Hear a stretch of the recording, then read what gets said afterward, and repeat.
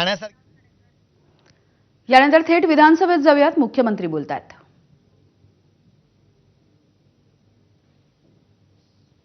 सर्वाधिक economic bowler म्हणून त्यांनी कमीत कमी धावा देत भारतीय संघाला त्या ठिकाणी जिंकवलं। आपल्याला माहिती आहे मुंबईत झालेल्या सेमीफायनलमध्येही त्यांचाच ओव्हर हा निर्णायक ठरला आणि ज्यावेळी अटीतटीची वेळ होती त्यावेळी एक अतिशय चांगला ओव्हर टाकून त्यांनी ती संपूर्ण मॅच बदलण्याचं काम केलं।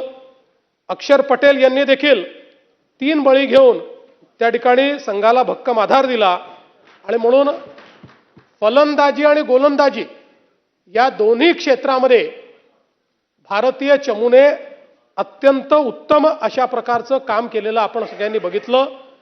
आणि या संपूर्ण टुर्नामेंटमध्ये एका मॅचचा अपवाद वगळता आपली टीम सर्व मॅचेस त्या ठिकाणी जिंकली आणि एक उत्तम कामगिरी आपल्या टीमनी केली। म्हणून आपल्या या विधानसभेच्या माध्यमातून भारतीय टीमचे कर्णधार सूर्यकुमार यादव आणि प्रशिक्षक गौतम गंभीर यांचं देखील मी मनापासून अभिनंदन करतो। संघ भावना, शिस्त आणि आत्मविश्वास या तिन्ही गोष्टी या संघामध्ये आपल्याला पाहायला मिळाल्या आणि विशेषतः ज्याचा मी उल्लेख केला की संजू सॅमसन यांचा ऐनवेळी संघामध्ये प्रवेश झाला, पण मला असं वाटतं की ही संपूर्ण टुर्नामेंट एक प्रकारे त्यांनीच गाजवली असं जर आपण म्हटलं तर ते चुकीचं होणार नाही। आणि विशेषतः वेस्ट इंडिज आणि इंग्लंड विरुद्ध त्यांची जी काही त्या ठिकाणी बॅटिंग होती ती निर्णायक ठरली आणि काल तर ठरलीच। जसप्रीत बुमराह यांनी तर T20च नाही तर आता तिन्ही फॉर्मॅटमध्ये एक प्रकारे भारताचे एस बॉलर म्हणून त्या ठिकाणी नाव कमावलेलं आहे। एक भारतीय क्रिकेटला मिळालेला अनमोल खेळाडू म्हणून त्यांच्याकडे पाहिलं जातं। विशेषतः ईशान किशन यांचं देखील आपण विशेष अभिनंदन करूया, कारण अंतिम सामन्यापूर्वी एक दिवस आधी त्यांच्या घरी जवळचा अपघाती मृत्यू झाला। अशाही परिस्थितीमध्ये वैयक्तिक दुःख बाजूला ठेवून अत्यंत ताकदीनं ते मैदानात उतरले आणि आपल्या विजयाकडे त्यांनी आपल्याला नेलं। अशा धैर्यवान खेळाडूचं देखील मी विशेष अभिनंदन करतो। आपल्याला कल्पना आहे की भारतीय क्रिकेटचा जो गौरवशाली इतिहास आहे त्याची सुरुवात 1983 साली कपिल देव यांच्या नेतृत्वाखालील आपल्या टीमने ज्यावेळी वेस्ट इंडिजला हरवून पहिल्यांदा आपण विश्व चॅम्पियन झालो लॉर्ड्सवर, तिथनं सुरुवात झाली। 2007 मध्ये महेंद्रसिंग धोनी यांच्या नेतृत्वात पहिल्यांदा T20चे विश्वचषक आपण जिंकलं। 11 मध्ये एकदिवसीय विश्वचषक आपण जिंकलं आणि 2024 आणि 2026 पुन्हा T20 जिंकून आपण क्रिकेट या खेळामध्ये भारताचा डॉमिनन्स आणि भारतच या खेळाचा चॅम्पियन आहे हे आपण त्या ठिकाणी दाखवून दिलं। महाराष्ट्राला विशेष अभिमान हा आहे की कर्णधार सूर्यकुमार यादव हा आपले मुंबईचे आहेत,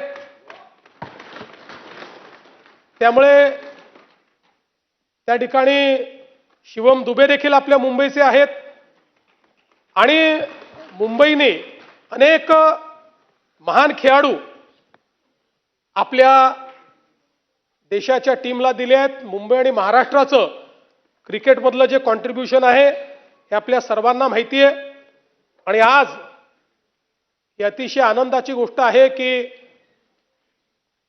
आपल्या देशातले गावातले सामान्य खेळाडू देखील आज आंतरराष्ट्रीय स्तरावर खेळतायत आणि त्या ठिकाणी चॅम्पियनशिप जिंकतायत।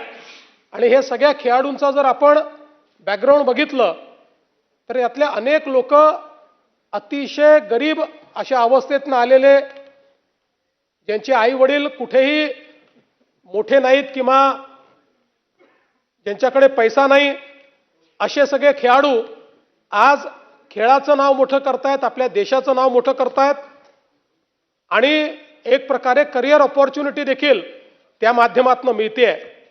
आणि म्हणून ICC असेल, BCCI असेल, या सगळ्यांचं मी अतिशय मनापासून अभिनंदन करतो.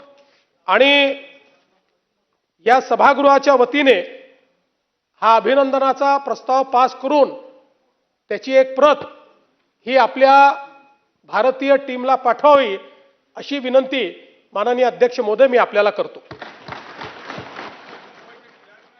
अभिनंदन पर प्रस्ताव सभागृहाने सर्वानुमतीने संमत केला आहे.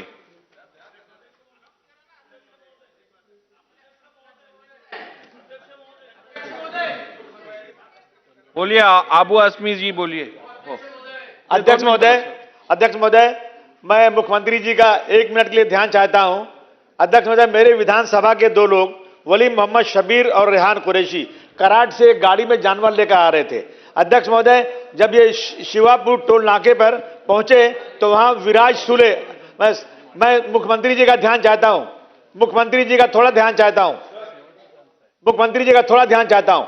जब जहां ये शिवाजी नाके पे, जब शिवाजी टोल नाके पे पहुंचे तो विराज सुले जो बजरंग दल से के हैं 10 लोगों को लेकर आए और गाड़ी रोक दिया उन्होंने. गाड़ी रोक करके उन्होंने फिर गाड़ी पूरी चेक किया. अध्यक्ष महोदय, उनको चेक करने का कोई अधिकार नहीं है. चेक करने के बाद उन्होंने गाड़ी छोड़ दिया और फिर कटराज ब्रिज के पास उन्होंने फिर गाड़ी को रुकवाया. अध्यक्ष महोदय, वहां उन्होंने उनको तर टीम इंडियाच्या अभिनंदनाचा प्रस्ताव मुख्यमंत्र्यांनी मांडलेला आहे आणि यानंतर एक छोटासा ब्रेक. बघत रहा ABP माझा.